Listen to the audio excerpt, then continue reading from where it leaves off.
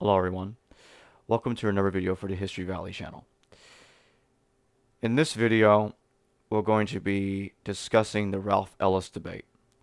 So I'm calling this the Ralph Ellis debate post-examination episode 1. So in this first episode, because there's going to be a second episode where in which James Valliant and I will rewatch the debate together and comment on it extensively. And we're going to do this live. At least that's what I plan to do. All right, back to the topic at hand. Ralph Ellis and I met over a year ago. This had to do with him finding out about my research. And at first, he came under the mistaken impression that my research was backing him up. But later he found out that's not what was going on here. My research is not backing up his. He often likes to claim that somebody over there or somebody over here is backing him up, when in fact they're doing the exact opposite of that. Over time, Ellis and I started having arguments with each other. And typically it would start when he comments on a video that I did in disagreement. And I decided I wanted to go back and take a look and see if other scholars have criticized Ralph Ellis before. Because I've heard that they have, but I hadn't looked at it that much at the time. So I went back and I looked at it, and I'm going to have screenshots of this appearing on the screen as I'm talking about this after I'm done editing this. So you, the viewers, will see what I'm talking about. And as you can see by now, Ralph Ellis is being very disrespectful to scholars and other experts in the field, simply because they don't share his views. He likes to call them frauds, liars, or even sometimes he'll go out of his way and claim that one of them is secretly, or that's either some of them or all of them were secretly part of a religious cult. Like, for example, Ralph Ellis believes that Dr. Richard Carrier is secretly a Mormon, simply because Dr. Carrier doesn't agree with him, and among other very strange reasons. And he already made a comment about me recently. I'll put this on the screen right now, claiming that I don't want people to know. I secretly don't want people to know something to do with Nazarene or Nazareth, and he cited Acts of the Apostles. I'll have that comment displayed on the screen. It should be displaying now. And let's just say over time we went from having a friendly interaction into having becoming in complete disagreement with one another. That's what I'm trying to say. We ended up having a complete disagreement with one another. And he has contempt for me, utter contempt for me. I think that's obvious. And in result, I found myself eventually having the same feelings back towards him. I didn't want to have. I didn't want to feel that way. But when someone disrespects you as much as he's disrespected me, it's hard. It's hard to respect someone that's doing that to you. It's hard to respect someone that believes in all of these ludicrous claims that 24 men are the same person as Jesus.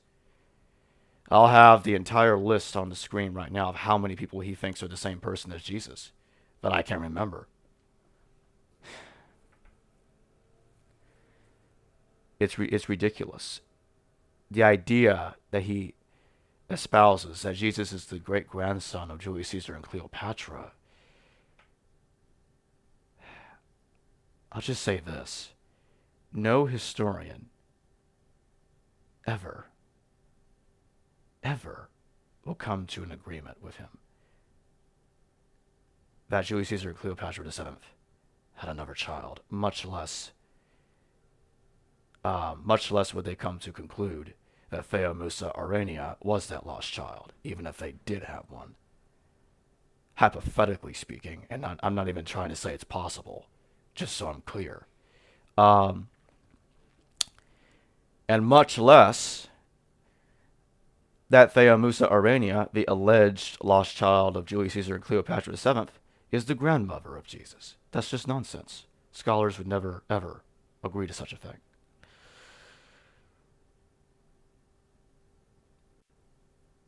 And yeah, that's pretty much the story right there. That's how this started. He started by calling me. This whole thing started by him calling me a fraud and a liar because I don't agree with him. James Valliant, he claims that James Valliant stole material from his book, and then he contradicted himself and said, but he never read my book." And this is in the same post, by the way, too. That's kind of funny and ridiculous at the same time. The funny part, of course, being an oxymoron. It,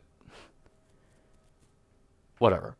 He contradicted himself in the same post. That's the funny part.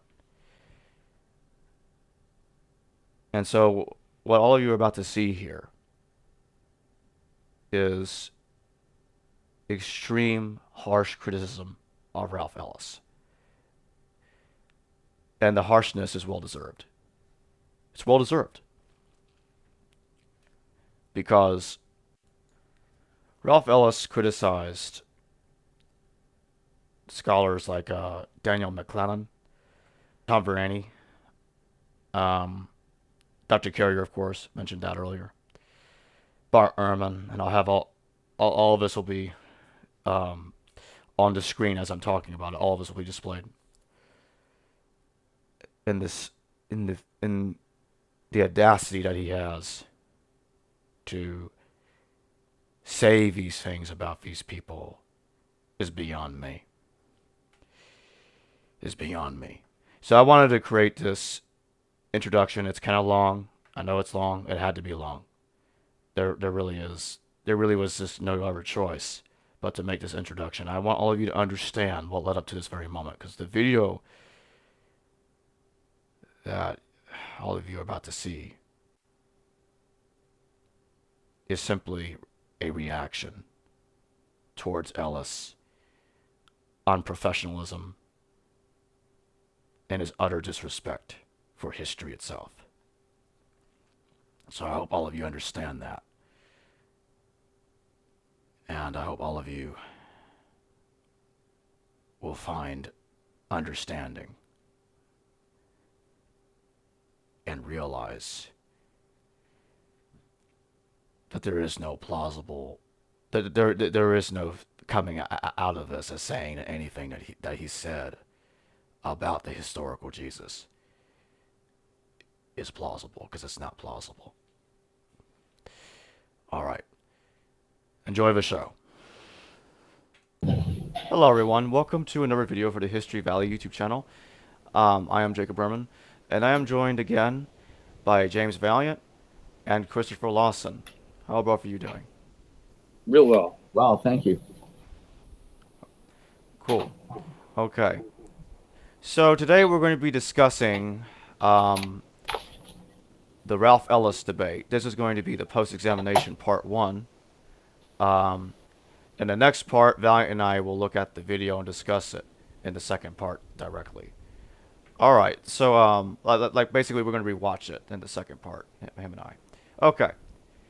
So Lawson, let's start with you. You have some things to say about that debate. I do. I was very frustrated by Mr. Ralph Ellis's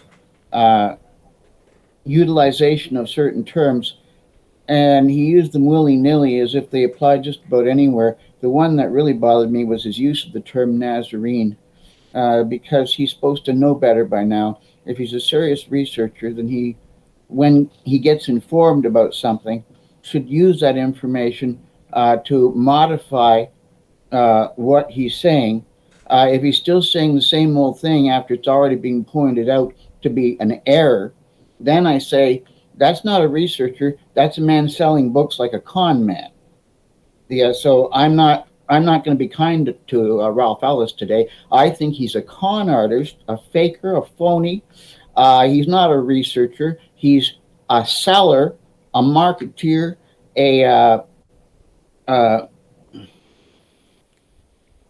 he's selling baloney, pure baloney, and he's making money off of it. I noticed several times in a number of his debates, both with you guys and online, where, well, what's your evidence? Well, buy my books, buy my books. He's selling books. That's all he's doing is selling books. Don't buy his books. Don't buy them.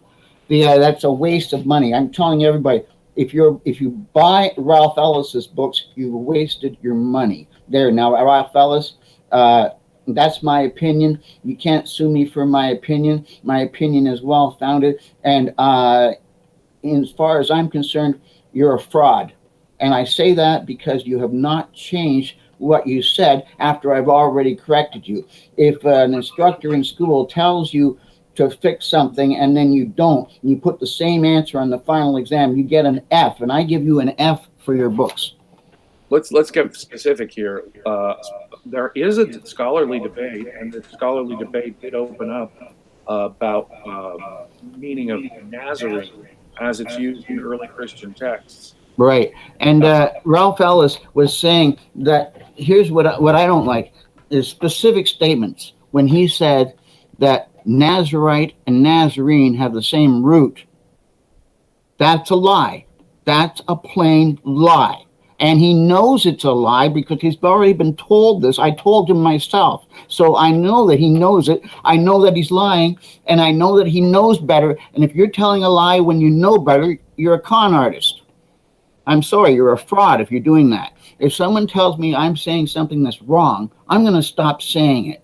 If you have any evidence that anything I say is not correct, I will look at that evidence, and if the evidence is verified and I'm wrong, and I've been wrong, I've changed my views. I used to be a fundamentalist Christian. I'm okay with saying I'm wrong. Well, that's the test of intellectual honesty, isn't it? When right. confronted by the evidence, do we change our opinion? Exactly. And I have not seen Ralph Ellis do that once yet. Right. And that, to me, is a sign of a con artist. Buy my books. That's all he's saying. You notice when I promote something and I say, get my book, I don't ask people to buy it. I say, if I'm asking you to read my book, then I'm going to give you a copy of my book for free for you to read it because I want you to know the truth. I'm not going to say, oh, I've got all the evidence you need for this incredible theory, but you got to buy my book. No, that's nonsense. Well, in the course of the debate, we were plagued by some technical difficulties, or at least what were claimed to be technical difficulties, and I were skeptical about that, by the way. There have been those who've raised doubt as to that. I'm not sure myself, but in any event, it was frustrating because we did have technical difficulties. But yes, for example, you had the delay problem. I understand that. Yeah, but I noticed that Ralph Ellis was hogging that whole debate. And when you guys had an objection, he didn't let you amplify it or go into details or put any more stakes in the ground. If you put one stake in against him, he went off on some other tangent. And he would always have one assumption needed for another assumption. And how do you know that? And it's like, well, if you equate this with this, and if you do this and this, and there's a whole bunch of ifs that you have to go through before you can even buy into the one if he started with. Right. Yeah. So it's like, how do you? Go ahead. I tried to, take a couple of specifics.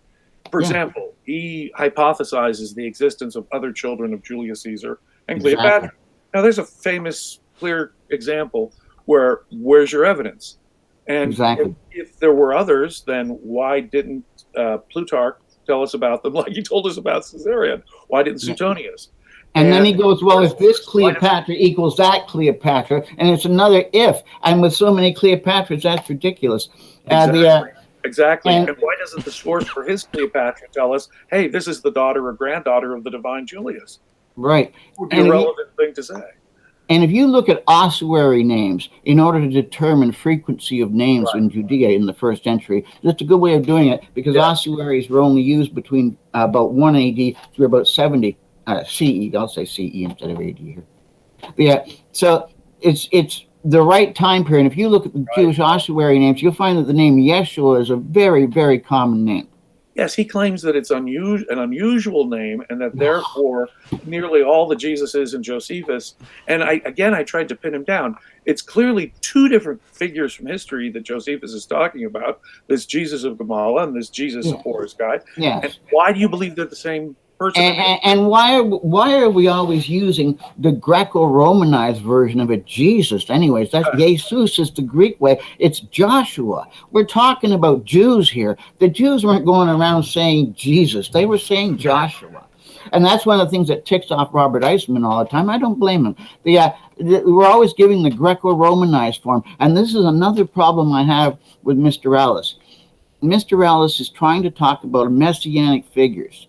Well, then I say use a historical methodology, and he never lays out his historical methodology. Why? Because he doesn't have one. He just guesses and makes equations and says this might be that, this might be that, and this might be the same as that. He even makes equations between people that are mentioned by Josephus. This Jesus over here in Josephus is the same as this other Jesus over here in Josephus, when Josephus himself was presenting them as different people. That's different people. So, I mean, circumstantially unlikely to be the same person, and he's exactly still the same person. So it's like, if they just have the same name, you can equate them. Nonsense. No, that's not a good methodology. Let's just, to be, for your convenience sake, the same person, or for your theory's sake, the same person, is just the wrong approach. Instead of the evidence up, he's going from a theory down and making the evidence fit the theory. Exactly. Exactly. The correct theory. That's called cooking the books. If you do that in university for a chemistry thing, you know what the results are supposed to be. So you go and do some math, and you know the result. I put this much in, I should get this much out. You say, this is how much I measured, and you know you just did the thing, except maybe you didn't do the chemics. You didn't balance your equations properly, and you cooked the books wrong, and you get busted because it turns out it's funny how you had it match up to what your cookbook was supposed to be, but the real text would bring out this result. And he had, some scholars only have a passing familiarity with Hebrew, but I don't think he relies on good Hebrew. I mean, even Professor Eisenman level Hebrew scholars, and I think that's a deficiency in his work as well. Yes, let's take a look at a comment here that was put on his own site where they sell his books. Here it is. This is from the Amazon website where they sell his books. Quote, being independent from theological and educational establishments allows Ralph to tread where others do not dare, end quote. Think about that. Independent from religious and educational establishments. He's saying independent of them. What that means is not studied in any of them. Right. Independent, being independent of scholarly knowledge, being independent of historical knowledge, being independent of theological knowledge, being independent of textual criticism, being independent of all linguistic terminology. He's going to come and tell you that this must, and it's not, could be, might be, tentatively, theoretically, possibly, or maybe we should consider the equation. Let's consider, is it possible? No, it is. This is it. This is it. And he's also him, and he's also him. There's entirely too much surety, too much absolutism. That's the mark of a con man. I mean, he makes so many assertions, and he's so certain about all of them. Right. Exactly. That's nonsense. And when you try to pin him down, he just doesn't have any evidence whatever for many of them. Right. So now, let's get to the real heart of the problem and do this the way we would in school. Okay. If I was doing a class and Ralph Ellis was in my class, Yeah, I'd make him sit right up front so he couldn't mess around in the corner at the back. First of all, yeah, Well, that I'd would be make an sure his interesting desk. thumbnail I'd for make the sure video. that his desk was situated a little bit further from the other students so he couldn't look over and cheat and crib note from everybody. This is you. But I would explain historical methodology and say, okay, prioritization of sources. You never hear him say how he prioritizes his sources. How he handles text, ancient text. Right. It's really vital. And in fact, at certain moments, you'd think that when you have a controversial theory like he does, you'd stop and pause at those moments to explain your historiography. Right. How to handle the texts. Now, the historical Jesus is first century, early first century. Now, he wants to move Jesus up into 70s AD. 60, 70 CE. Yeah. 60s, 70s, right? Even though his own sources are saying this was a prophecy, that all of this what's going to happen is something that Jesus said many years beforehand. You know, Jesus isn't sitting there looking at Vespasian circling Jerusalem and saying, I predict those walls will fall if he keeps banging at them like that. That's not what happened. No. He's saying this is a prophecy way ahead. So that means his own sources are saying that Jesus is not from that time period, or it wouldn't be portrayed as a prophecy. A prophecy. Right. So right away, Ellis is abusing his sources. Now, not only that, but he uses sources that are not applicable. He starts grabbing sources that are from the 5th century and the 3rd century and saying this applies. Garbled. Some of those later sources may have some garbled element of the truth. Maybe themselves have had available to them sources we don't. Fair enough. Right. They may have, these sources may have a garbled element of the truth. Yeah, there may be a secondary reflection of the truth in them, but how do you know what's being reflected? Right. The prioritization of sources says if you want to know about a Jewish messianic movement of the 1st century, then you better get sources that are Jewish. You better get sources that are messianic. You better get sources that are 1st century. That's primary sources. Now, if you can get a source that is all three at once, that's your golden source. Is it messianic? Is it Jewish? Is it 1st century? And you know what I say? Right. Dead Sea Scrolls. Okay. Now that you've got the Dead Sea Scrolls and you know they are the primary source, you say any source that disagrees with what is presented by our primary source is distorting the picture. Now, what do the Dead Sea Scrolls say, and what is their message about the Messianic movement? Is it anything about a king of Edessa? No mention about Edessa. Josephus discusses the wars of the Jews, and he leaves out Odessa. Yes. Why? So the primary Jewish historian on the subject says, sorry, Alice, the Dead Sea Scrolls, the primary source of the Messianic movement, say, sorry, Alice. Right. Now, so you suggested that things like the Dead Sea Scrolls and Josephus are probably are better sources than some 5th or 9th century. Absolutely. And Josephus, he's Jewish, and he's 1st century. But he's not part of the Messianic movement, so he fails on one. So the Dead Sea Scrolls get priority over Josephus.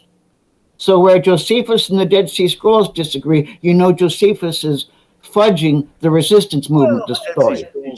I mean, they may not have the same motivations that we clearly see in Josephus, but they themselves are motivated and have a perspective. Yes. I mean, any source that we have from the ancient world, we have to, in fact, step one is to identify the perspective of the author. That's right. Now let's find the perspective of the Dead Sea Scrolls and see if they would admit the king of Edessa as being the leader of their revolt against Rome. See, there's no evidence in the Dead Sea Scrolls of Edessan. In fact, there's no evidence in Josephus that Edessa had any role in leading to the Jewish war. And Adia Beni, whom Ellis believes is Edessa, they were probably ruled by the same family as Professor Eisman talks about. But regardless, this Right. family, all the evidence that I've shown several times, shows that they're Roman clan kings. Josephus. Yes, They are not. and that their nationalities would be Parthian.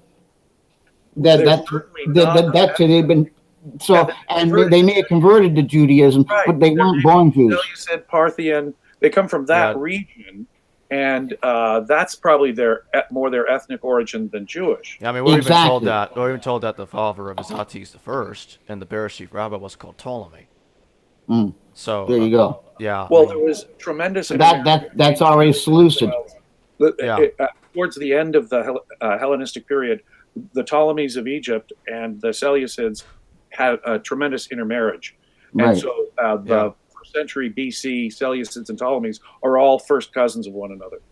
Right. Right. Now, are you familiar with the story of Phineas?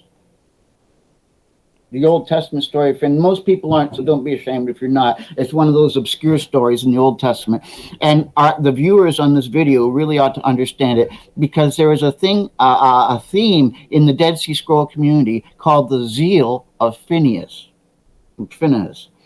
Yeah, Phineas was upset because a Jewish man had married a non-Jewish woman.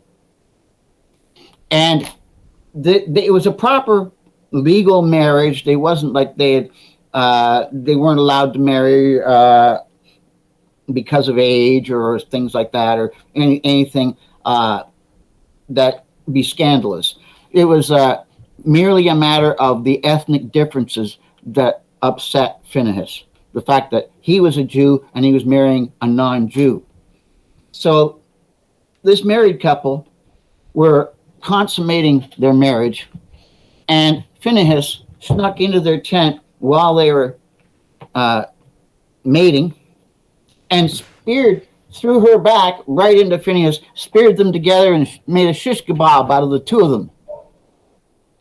And for this action, where he plainly murdered two human beings, he was praised gloriously. That was a great thing. He was especially blessed by Yahweh, and that this was an example of how to be a good Jew. That this was a good thing. They even made a psalm. They even sang a psalm about him. Right. It's like the racism from the American South, right, where they had the strong views of against misogyny.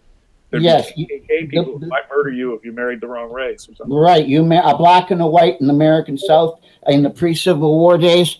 There'd be nothing for them to shoot both of them. You have Phineas, who is obviously a hardcore Jewish separatist, in effect. Right. Does not want miscegenation between Israelites and non-Israelites. Right. This theme of the zeal of Phinehas was a main theme in the Dead Sea Scrolls. Yes. So you cannot imagine anybody who has non-Jewish blood is going to be their king. So what the whole zeal of Phinehas story says, sorry, Ellis. Right. In other words, Adiabeni royals or even Herodian royals could not, by definition, absolutely not, appeal to the rebels. Or absolutely, that's correct. In fact, I have some citations from the Dead Sea Scrolls that I put a few bookmarks in preparation for our meeting, and let you a bit racist and xenophobic. Exactly, let you see exactly what the scrolls actually taught. Okay, let's just. Just to be fair, pagans in the first century didn't have a very high opinion of Jews either. We have several Roman writers, for example, in the first and second centuries, who are brutally anti-Semitic. Absolutely. Just to make sure that we're fair here, there were educated Romans who had a very, very bigoted attitude about the Jews, and part of their attitude, though, was informed by the standoffishness, the separateness. You can even hear it in Tacitus: haters of all mankind. That's it's right. a formula that doesn't like the Jews precisely because of their separatism. Exactly. In all And ways. Josephus saying that the followers of Judah the Galilean were Jews by birth. Right. Jews by birth. Way to call them Jews by birth. By birth. Right. Now, here's a quote from the Dead Sea Scrolls. It says, "And now, my sons, make note of the inheritance which has been transmitted to you, and which your fathers have given to you, and do not give your inheritance to foreigners, or your riches to pretenders," as in the Herodians, pretending to be king. Right. To be induced into humiliation in their eyes, for they will scorn you, because they would be residents for you, and they would be chiefs over you. And then we have a very anti-foreigner idea in Ezra and Nehemiah. Yeah. In that body of literature, and apparently that period of Jewish history was particularly intense about who could be a true Israelite, who was a real Hebrew and who wasn't. Exactly. And that, by the way, is 4Q 542. And of course, the Torah itself seems to imply that foreigners could be converted in. And you've got traditions such as the Jonah tradition. He's off to convert folks in Nineveh. So there's other tradition that does allow for conversion, right? Yes.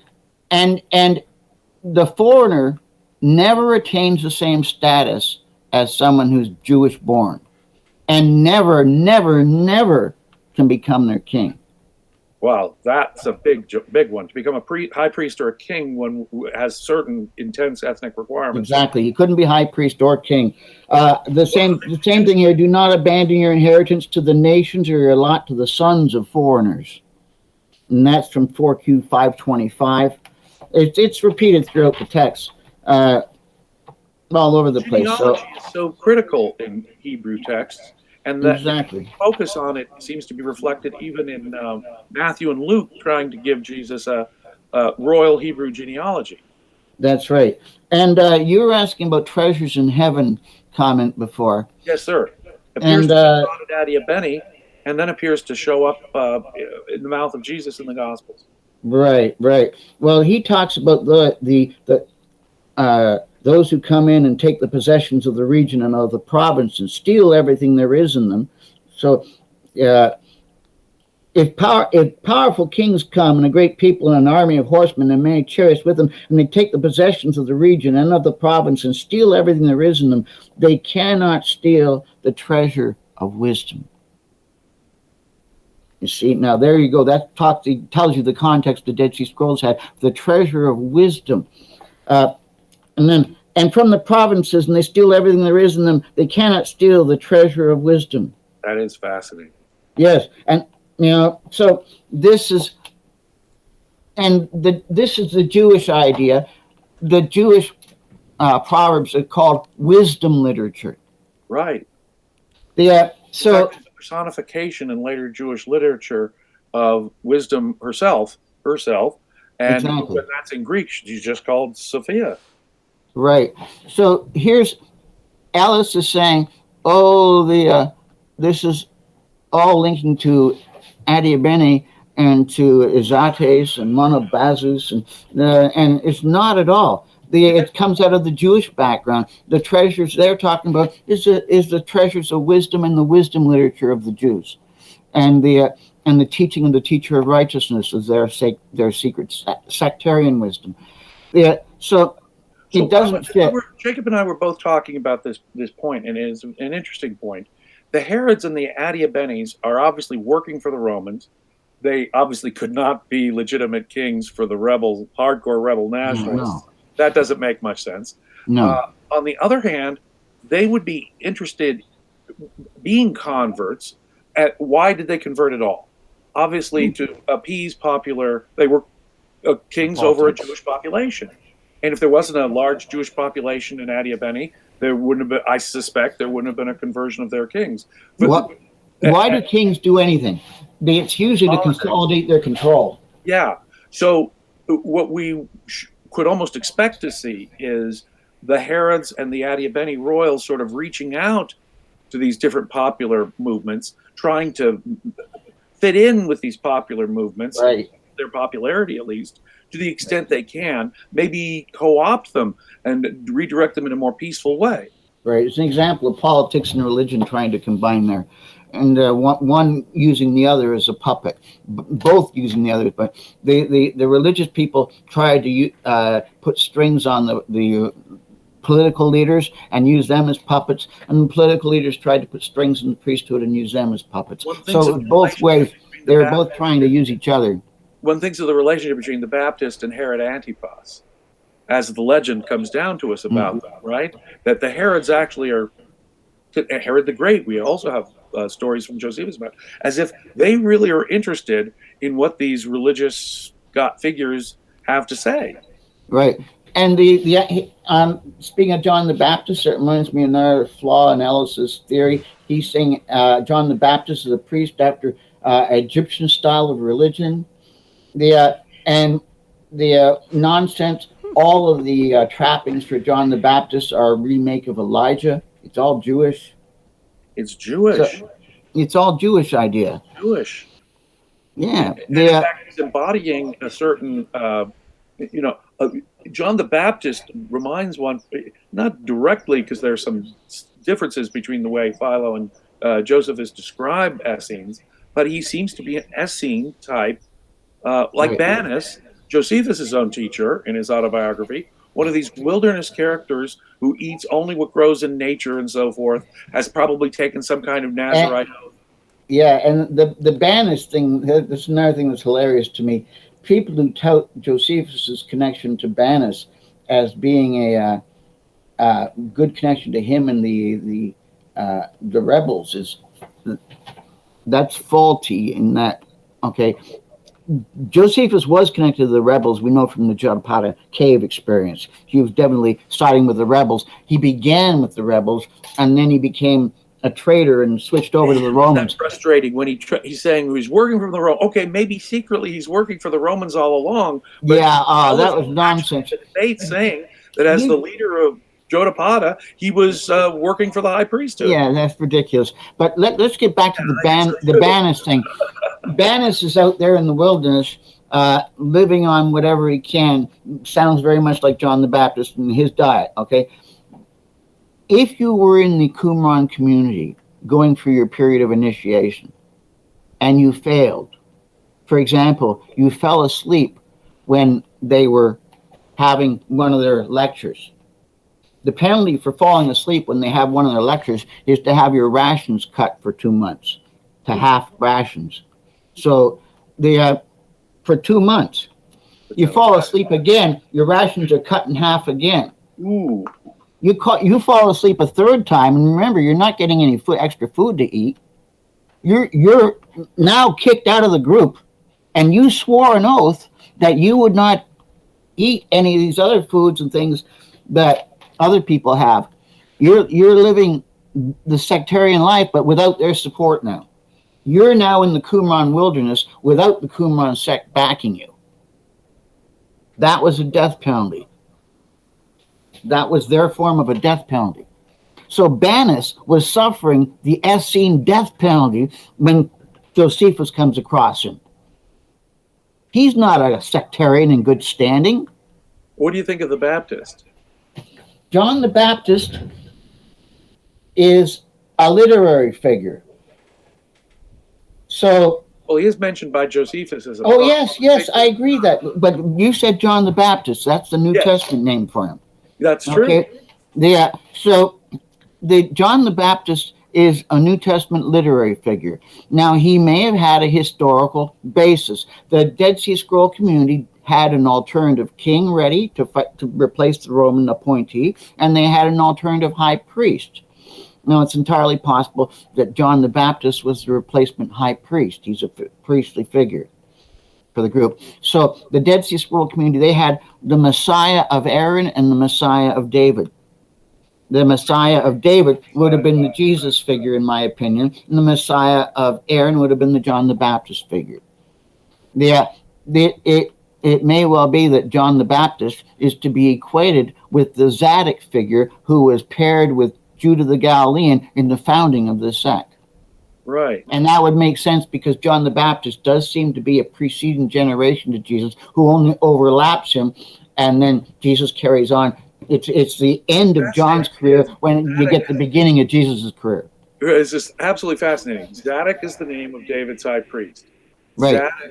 Zodiac means righteous, and that's sort of the title and leader of our Dead Sea Scrolls community, religiously. Right. He is the righteous one.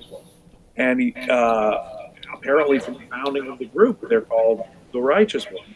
And so with Judas the Galilean and Zodiac, we have both a political leader and maybe a priestly counter figure. And with Jesus and John the Baptist, we have a Davidic king who's crucified for claiming to be king of the Jews, says the titulus, and a baptizing religious cousin, if you will, according to Luke. Right. Sure. So that's fascinating. It fits the Dead Sea. The whole movement, in effect, has a leadership quality that, like the sectarian Dead Sea Scrolls would suggest, a Davidic political leader and a priestly Messiah, if you will. Exactly. Yeah. And Ellis seems to conflate so many people, one with another. He conflates about 24 characters as the same person. Yeah, a lot of Jesuses. And he says that his research has explanatory power because it explains why the New Testament is such a Roman production. Well, you don't have to set Jesus in AD 70 in order to look at the New Testament as a Roman production. Right. And he says that those who oppose his ideas can't think outside the box because they're all stuck within the conservative Judeo-Christian framework. Well, I'm criticizing him, and I'm not stuck within that framework. Right, exactly. Neither do I. Don't buy that at all. I'm an advocate of Roman providence theory.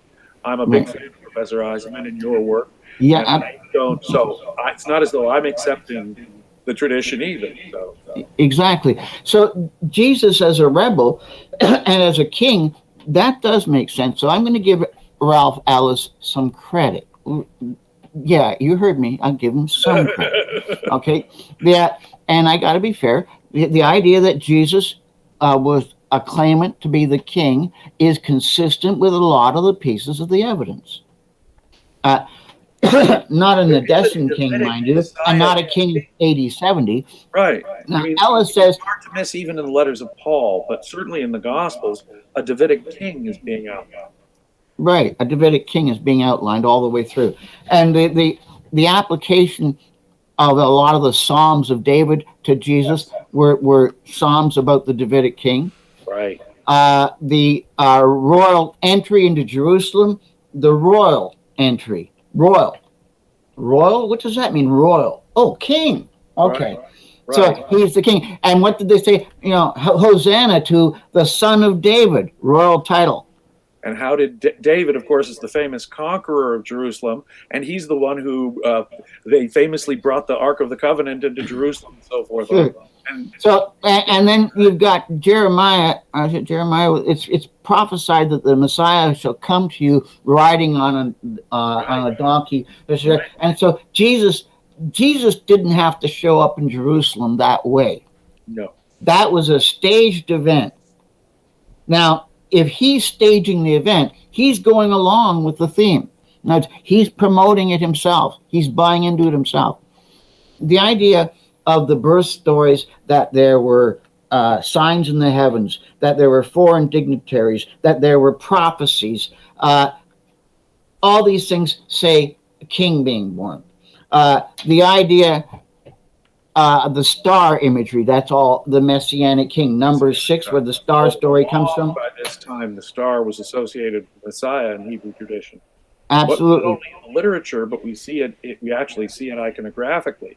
And that's an interesting thing because, of course, we could have no symbolic representations of God. That would be a graven image. But one of the things we do see, for example, in Jewish coins are not just things like menorahs and temple furniture, but the Messianic star. Yes, absolutely. And the Star of David, it's a Messianic star.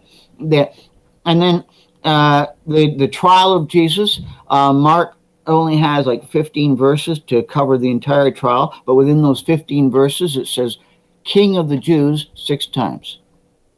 Right. Yeah. That had to be the messianic claim of these rebels in the first century. It's easy to believe that a first century rebel would have claimed to be the King of the Jews. Absolutely. Then you got the titleist over the cross. Right. Says King of the Jews. Yeah. So at least King. Of Jewish rebel or rebels who claim to be the King of the Jews, right. as we might imagine a Jewish rebel of the first century to have done. Right. So, Mr. Ellis, King idea? Okay, I'm good with that. Yeah. No problem. Mr. Eisler, ahead of you and me both, had said this King Jesus in his book. And many others. Okay, I'm okay with the King Jesus idea. The whole concept of the Messiah, the term Christ, the term Mashiach, that means the Messianic King. It's the priests who get anointed. The anointed one, right? Exactly. Right. The term, and when the Messianic King was anointed, according to Psalm 2 and Psalm 72, what the songs that they were singing at the anointing said that God was adopting him as his son at that time. So the very title, the Son of God, becomes a royal title. It gets misconstrued as the divine title in the New Testament Romanized rewrite. Right. But it wasn't a divine title in the Jewish context. It was a royal title. The New Testament's written in Greek and has gone through Hellenized Roman hands, but most of these concepts have a basis, you're pointing out, in Hebrew tradition about the Messiah. Right. And Ellis admits that Saul was arresting Christians in the 50s.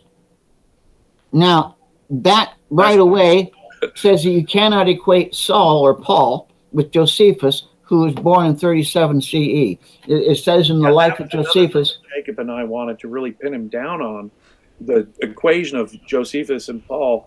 I mean, the dates don't work out. Just to clarify that, no, Ellis, Josephus does not equal Paul. Just skip that altogether. No. Work out. No.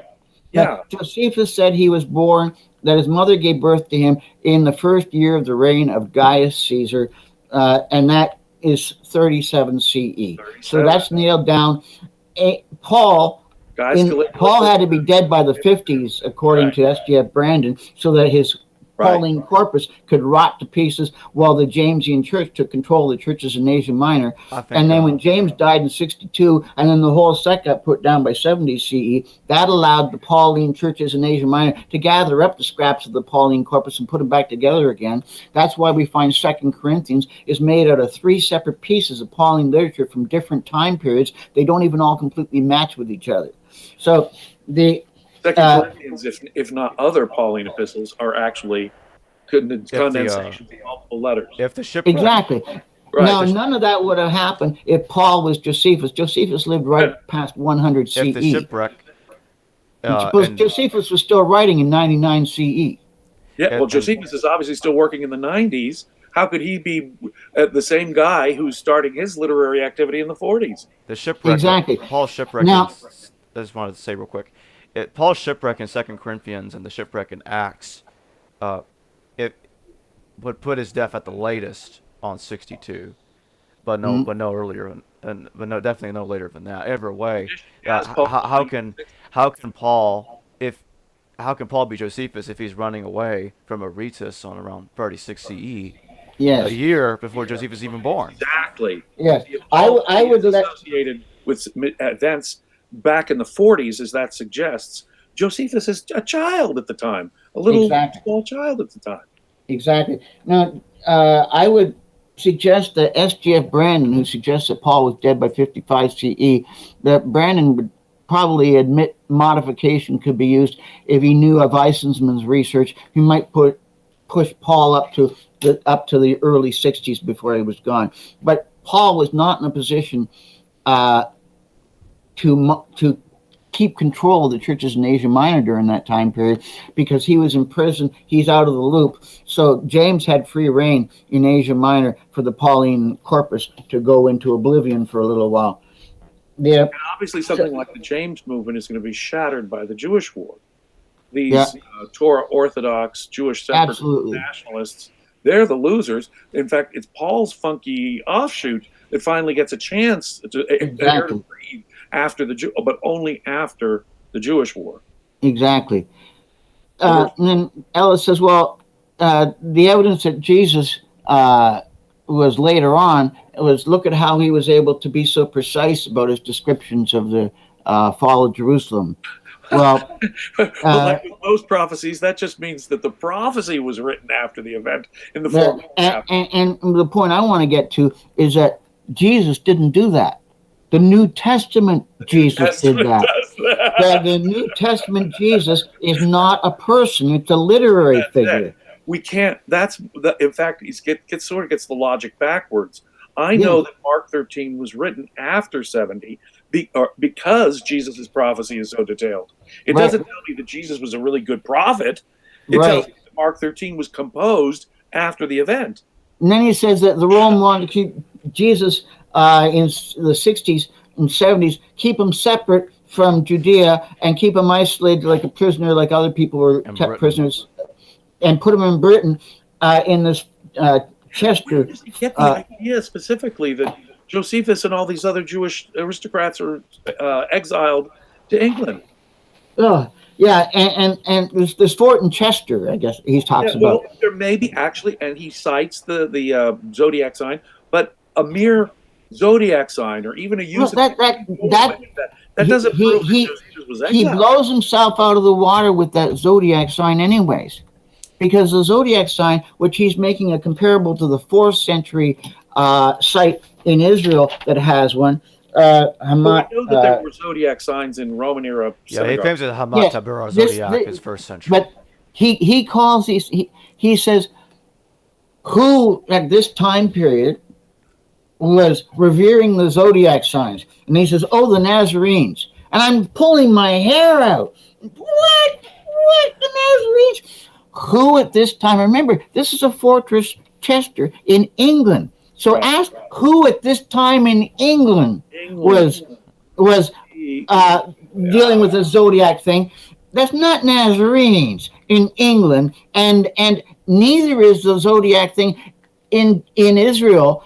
Neither is that Nazarene. That's 4th century. The Nazarene sect had been wiped out by 70 CE. They didn't exist anymore. That synagogue was not Nazarene. So Alice, no. Well, but the other strike thing after strike. The other thing that may just devastate the whole thing is it's not as though Roman era Jews were the only ones who used Zodiac or interested in the Zodiac.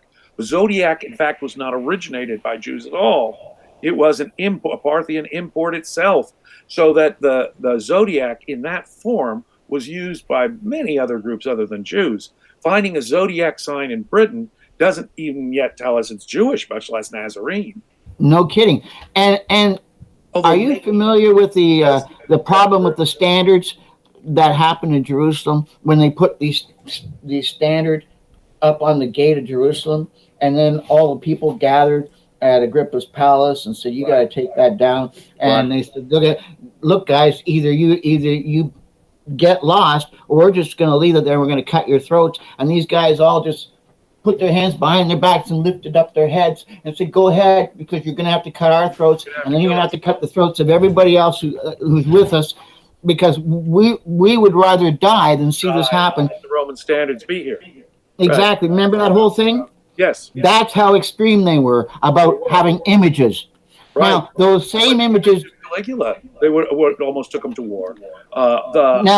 Absolutely, just the use of language could. There is no way that the imagery in that Zodiac, in that synagogue, it didn't happen in the 1st century. That happened in the 4th century after Judea was well Hellenized. It did not happen in the time of the Nazarenes. Zodiac first became. See, there was a Persian influence on the Jewish religion going all the way back to the Ezra Nehemiah period. Right. During the captivity, of course. And the dualism is very clearly Zoroastrian nature. Exactly. The ideas of heaven and hell, the ideas of a Sayashant, a savior, a Messiah. Even that light-dark dualism in the Dead Sea Scrolls is, if you trace it genetically, it probably goes back to Persian roots. Sure. And so the idea of a zodiac being used by first century Jews is not at all surprising to me. Would not at all be surprising to me. The idea of a zodiac, but not the imagery. Not imagery. No images. That's against Torah. And well, it can't be a divine image. It can't be a graven image that would can't be a graven image. God. But exactly. Jewish coins, while they avoided, well, take for example our famous anchor and dolphin image. The Seleucids used the dolphin and anchor image, which comes straight from Apollo. They claim to be descendants of Apollo, the Seleucid kings. And so you'll see the dolphin and anchor featured on their coins and all kinds of other stuff from the Seleucid period. When after the Hanukkah revolt and the Hasmoneans took over, they themselves minted coins with anchors on them, but distinctly without the dolphin wrapped around it, because that would have made it a graven image. Right. And we can only see that in Jewish coins with the anchor in late and cosmopolitan areas of mixed population. On Jewish coins, though, we do see certain symbolism. We see, as I said. And how far back do those coins go? 2nd century, 1st century? I don't think for 1st century, 2nd probably, right? We do have Hasmonean era coins that go back to the 1st and 2nd centuries BC. BC, okay. And and we definitely have a lot of 1st century. And this is the problem: is Hasmonean coins. These are the same group as the Herodians. It's the same faction, the Jews. Well, but at least it was less offensive to you to put a menorah or a messianic star on a coin than it was to have anything that could symbolize a god. Right. But a lot of scholars think if you can push things back to the Hasmonean dynasty and connect it to them, that you now have approval for the Hellenization aspect of it. And you don't, because the Dead Sea Scroll community, who represent the real tradition of the original Jesus movement, the Messianic movement, they lived through the Hasmonean period, but they did so as Maccabees. They were the people who were the opposition to all of that. This was the Jews were the opposition of the Dead Sea Scroll community. The Jews were the opposition to all that group. The Romans came in, and the Herods came in. They displaced the nationalists, exactly, the Maccabees, who had the last independent Jewish kingdom. Exactly. Right. And so, when you read the story of Judas Maccabeus and his 10 sons going off in the wilderness, this is all the precursor type to the whole Dead Sea Scroll sect. They had that same xenophobic idea, that same theme of righteousness, that same theme of live or die, standing for Torah. That same idea of hide in the wilderness theme, that same idea of things that are hidden now will be revealed later, the same idea of hit and run guerrilla tactics, the same idea. See, the rebellion had worked against the Seleucids when Antiochus had polluted the temple, so the 1st century rebels figured they could do it again with the Romans. Exactly. So all these things get repeated. The Dead Sea Scroll community, their War Scroll, has been argued that the War Scroll could apply to a Hasmonean time period, but I think that it got adapted by the sectarians to the Roman time period. So makes sense to me. So it even if it was inherited from the Essenes from before him, right? They adapted it and worked with it for their new theme for how they were putting their war was going to happen. So I don't have a problem with it being a transition document. There were 2 sects of the Essenes at Qumran, and some of the documents appear to have gone through a phased transition. When you compare the Damascus document with the community rule, you can see some changes in the halakhic changes. That seems to be that they were trying to make room for every version of Judaism to come under their umbrella for the rebellion. Christianity sort of a piece of early Christian literature, we understand goes through a evolution before it comes into the form that we have it. Sort of a documentary hypothesis about exactly So you're suggesting that Jacob is the one who's brilliantly suggested this to me. Yeah, I think that the Dead Sea Scrolls sectarian documents themselves redactions. may be the product of a. Absolutely, exactly. Like the There's a whole. hypothesis. Yeah, they're their own. They've gone through their phase transitions from the Seleucid era to the Roman era, and so, and they've adapted to that, and so that's why one of the reasons too why they like to use terminology for their enemies that can carry over to the new transition. So the Sons of Darkness is the opposition group. Well, it's easy for any generation of Jews to look at their opposition as being the Sons of Darkness, whether it's a Seleucid generation or a Roman generation. And our leader is the teacher of righteousness. Exactly. So the establishment priest is being a wicked one. Exactly. So these terms do apply generation to generation.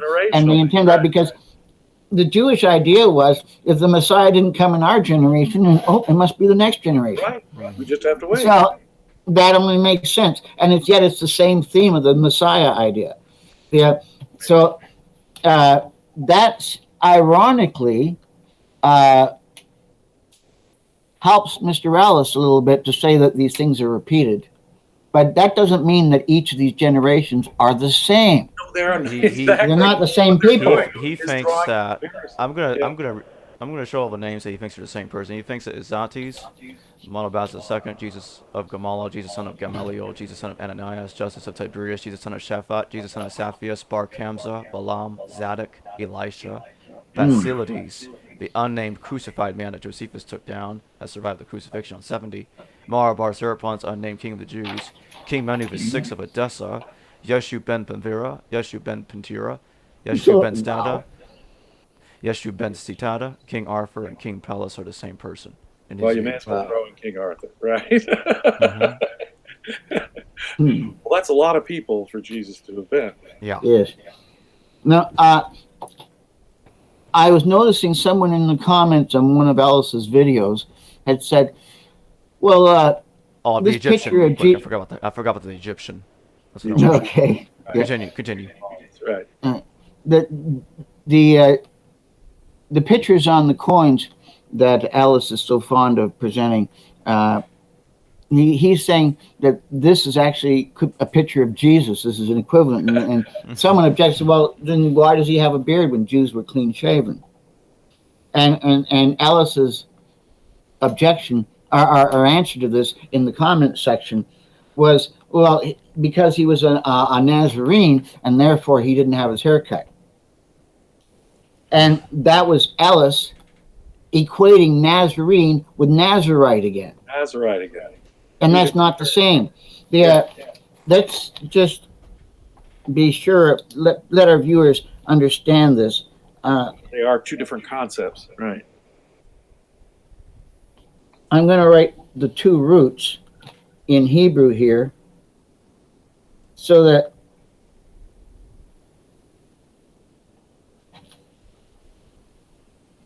pardon me, I can't. Okay, I don't know if you can see this clearly or not, but we got Nazir up here. That's the base of Nazirite. Nazirite. And the letter in the middle is a Zion. Nazir. Nun Zion Resh. Right? Then Nun Zadi Resh is Nazor, which is, now Nazir is the basis of Nazirite, Nazor is the base of Nazarene. There are different words in Hebrew. Now, this is a Z. They use a Z to replace this in English. They use a Z to put this in English. So he thinks it's the same word. But the Zs are totally different letters in Hebrew. And yet Ellis says they're the same root. Those are not, these are the two roots, and they are not only Ellis, not the same. Ellis, they have not. two different linguistic roots in the language. Yes. Okay. They are not the same, Ellis. Quit saying that they are. I said that to you before, and you repeated it and repeated it and repeated it. That's what tells me to say you are a con man, a liar, a deceiver, a phony, a non-scholar, and you don't deserve time on these shows. Tell Your us what books are a waste of money. Your books are a total waste of money. I won't spend a penny on them. I've heard enough of your theories from you yourself, and they're nonsense. Yeah. So I'm sorry if you don't like me now, Alice. You tried to say that my research backs up your theories. No. My research does say that Jesus was a claimant for the throne. I can buy into that. That agrees with your theory, but not in 70 CE. The New Testament Jesus was written about in 70 CE. The authors who wrote about the New Testament Jesus put words into my mouth, into his mouth. They said Jesus said this, Jesus said that, but it wasn't Jesus saying it. It was New Testament writers saying Jesus said it. In fact, it's scholarly consensus that the vast majority of what the Gospels quote Jesus is saying is not likely to have been said by any historical Jesus. Right. But one of the upshots of the famous Jesus seminar of last century was that they went through and they annotated it all, and about 85% of it got nixed as not possible to be said by a Jesus. And not only that, they were working on a presumption that these sayings were from him at all. I would suggest that the sayings that are anti-Torah or diminish the Torah are not authentic in any way, that they're just simply put into the mouth of Jesus. They're Pauline sentiments. One of the really ironic things about the Jesus seminar is when they do find a rare thing that they give either a probabilistic or really highly probabilistic credit to, it's some of the most anti-Torah, pro-Roman material. Render unto Caesar. It's nothing you put in your mouth that's impure. It's what comes out of your body that's impure. Yeah. Those are two of the 6 that I think get the highest rating from the Jesus seminar, and yet I agree with you. They seem to be the least authentic to what a first century Torah Orthodox Jewish rebel would have ever said. Yeah. If they ask yourself this, if the historical Jesus actually said the things the New Testament says that he said, would he really have had a big following of enthusiastic followers in Judea? In the countryside of Galilee among the peasant class Jews, they would have taken him out. Yeah, exactly. There's no way that would have happened. He would have survived. Yeah. He would have to leave town quickly, or the Romans would have protected him. The Romans would have taken him into protective custody. Right. And they would have given him a soapbox. Exactly. In fact, there's a number of passages where the Dead Sea Scrolls talk about their teacher, and they say that there will be stories made up about him. Right. Let's see if I can't find one.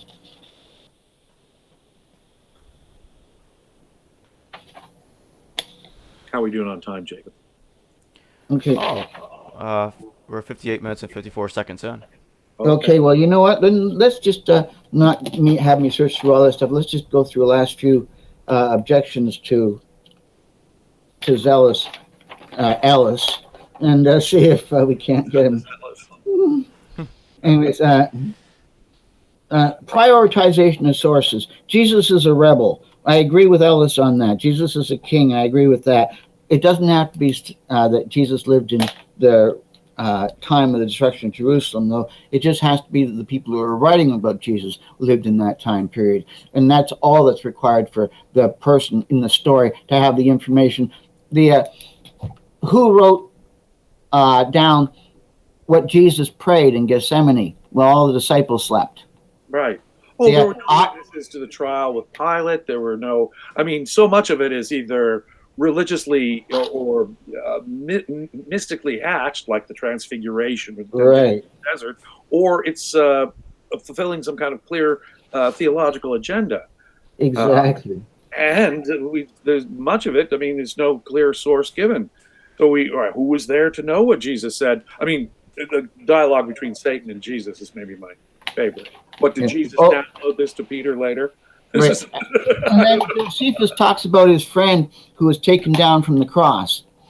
And maybe this was a later idea that the Jesus story may have developed around this whole legend and was written later. Well, Josephus's friend taken down from the cross is no bearing on the story, because the whole idea of Jesus surviving the cross is part of the swoon theory. Mm-hmm. Right. The swoon theory is part of the 3-day resurrection theory. The swoon And theory. the 3-day resurrection theory is a 70 CE invention. It's not the original idea of the Dead Sea Scrolls, which had a 40-year resurrection period. So there's no idea. The idea that you're taken down from the cross and you survive it, and you appear a few days later, that can't apply to the original story, because the original story was he's not supposed to show up 3 days later. He's supposed to show up 40 years later. Could it 40 years. Could Josephus in any way be winking at us a knowledge of the biblical crucifixion? We have a triple crucifixion, one survives. Mm-hmm. Yeah, oh, he could, yeah. There's definitely that possibility, but there's no way that you put Jesus forward to 70 CE on the basis of that. And that's, I think, more to the point. Yeah. When we're told that the crucifixion happens in the governorship of Pilate, we have to be going 40 years earlier. We're being told it was 40 years earlier. Exactly. The way I think it happened is that they conflated the crucifixions, like Hugh Schoenfield suggested back in 1965, that Josephus is the basis for the fictional Joseph Arimathea, and he's not taking Jesus down from the cross. He's taking 3 different people down from the cross, but the crucifixions have been conflated. Okay, the stories themselves, I have no problem with the New Testament writer using details from Josephus' story in writing his story. Right.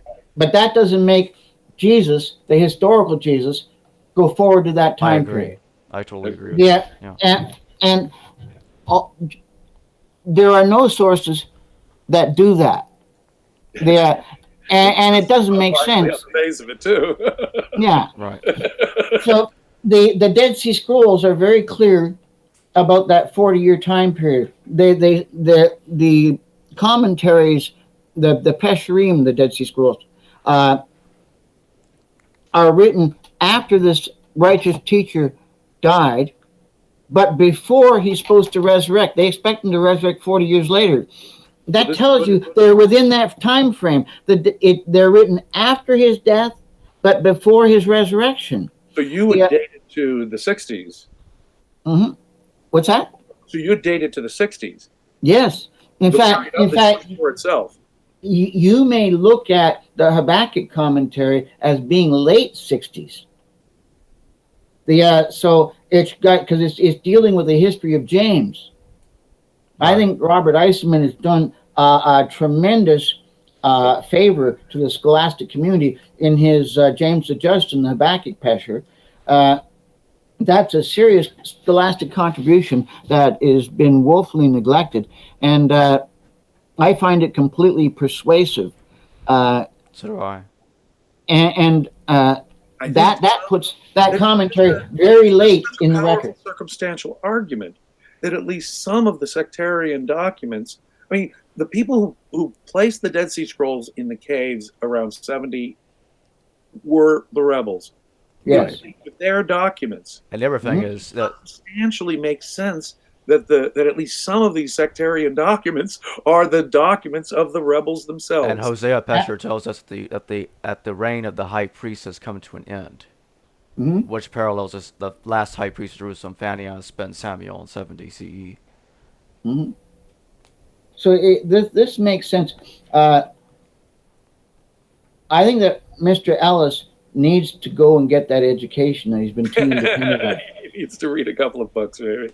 And quit making these equations and learn from the scholars. Yeah. Don't say that Nazarene and Nazirite have the same root. Right. They're two totally different concepts. Yeah. So that lady who made the objection about, well, why does he have a beard? Her objection was legitimate, and Ellis did not answer it properly. He made a false equation and took advantage of her lack of understanding the Hebrew. And you'll notice that, I think it was Lear and Shohan, obviously a Hebrew reading,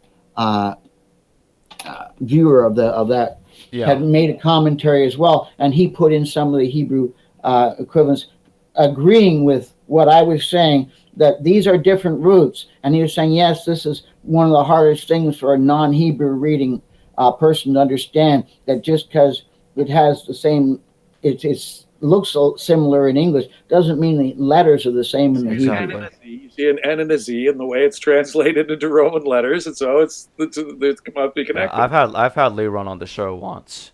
Yeah.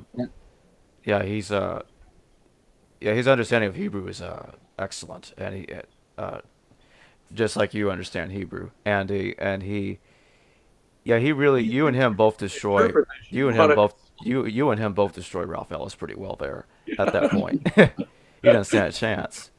No, it's not like that's a great accomplishment, guys. That's sorry. But the thing is that Ralph doesn't even seem to consult real experts. I mean, if you're Hebrew's thin, you're Hebrew's thin, but he doesn't even seem to consult real experts on the language of it. Right, Exactly. and then he cited the Anchor Bible Dictionary, and you can cite one Christian source after another that makes the same mistakes as Ellis on that. Yeah. That doesn't make the mistake correct, just Yeah. because it's a popular mistake. Yeah. This isn't a democracy. Truth is not voted upon. It's Right. established by facts. Right. Right. And to be deceived by the fact that both words, when translated into English, have the Roman letters N and Z, does not make them the same concept, because Exactly. Z is actually translating a different. And I wasn't trying to make anything sound like an amazing accomplishment. My point is that Ellis's research is so ridiculously and obviously wrong that it's sad that it needs to be pointed out. Yes. You know, and his stubbornness claims without any evidence, with no methodological, foundation. Yeah, there is no clear methodology here. I mean, this is the same guy that thinks Lancelot is Josephus. And the claims that you're making are huge claims, and you'd think that when you make a big claim like that, you have to have evidence for it. But And one more thing I want to put in here just real quick. big claims with zero evidence. One more thing I want to bring up here real quick is that if people have if some people get upset at the harsh criticisms of Ralph Ellis in this video, I mean, I'm sorry. Go find a different YouTube channel, because let me tell you something. Ralph Ellis has been disrespectful to other scholars in the field. And I should probably put some images of that in here and do editing, because he has been very disrespectful to other scholars that have professionally criticized him. So whatever criticism he gets here, he deserves. But if scholars That's all are I'll say on the pointing out, like what Christopher has just pointed out, Right. we're talking about two different concepts here that he's conflating, Nazarene, Nazirite. And after it's been pointed out to him, or during the debate, when I pointed out to him, what is your source for claiming that so-and-so is actually an offspring of Julius Caesar and Cleopatra? We need some evidence, some actual evidence. Because he's trying to make a case that Jesus is a descendant of Caesar. Well, see, when you do that, when you conflate things that aren't conflated, when you have no evidence for your claims, and then you're putting all this together, what you're doing is you're constructing a monument of hogwash, as opposed to anything approaching the truth. And many of those characters that he identifies as the same person, they died on different dates. Like Photius of Constantinople, he tells us that Justice, perspectives, different locations. Justice of Tiberius died on the 3rd year of Emperor Trajan. That would put it on 101 CE. Jesus ben Ananus died during the siege of Jerusalem on 70 CE. Jesus ben Gamaliel died on 68 CE. And Ellis claims that Jesus led the Jewish revolt against Rome, and Josephus never says that in all of his works. Never says that. And he also says that Jesus of Gamaliel defended that synagogue, and that synagogue is 4th century. Yeah, Hammat Tverya, yeah. Well, see, we don't. I wouldn't. The idea that there's a synagogue there and that the synagogue might have had that image is itself a hypothesis. But this is the thing: he'll hypothesize from a hypothesis that's a hypothesis. Yes. Let's imagine that the synagogue had its equivalent there with a Zodiac at the same time, even though it's 3 centuries earlier. Even if it is 1st century, it doesn't help Ellis. Exactly. And Mr. Ellis needs to be told that if someone asks him, what is the basis of this? If he has to start with an if, he's already failed for his basis. Right. Says if you equate this, and if you do this, and if you do that, and if the other, then maybe this, okay. Come on. As good and strong as the evidence. Right. So now, you need to take the pieces. All right. If A, let's start with A then. What's your evidence for A? And then he'll go, the evidence for A is, well, if this, and it'll be another series of this. Speculation on speculation on speculation. Yeah, and then you go, well, then okay, so we're not really sure about A. What about the if B thing?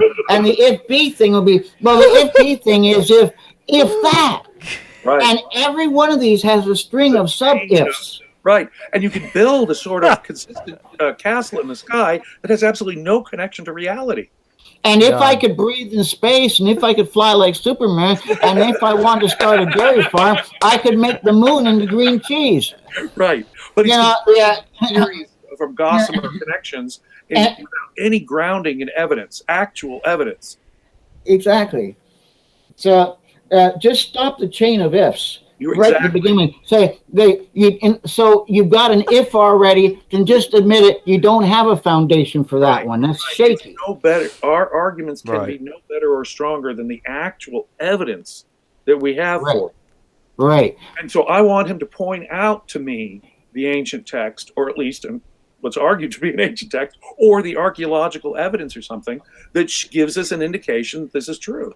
You notice when I said the parts I agree with him on, I said I agree with the king idea, but then I started listing the reasons why I agree with the king idea. There's a whole list of reasons why, and they all add up to king. Right. And then once I've established that, then I go to the next step.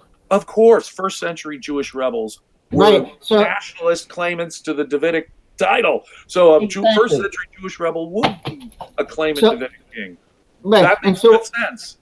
And so when I say I associate, and when I say I associate the Dead Sea Scrolls sect with Jesus, people can ask me, well, why do you do that? And it's not a series of if. It's a series of because.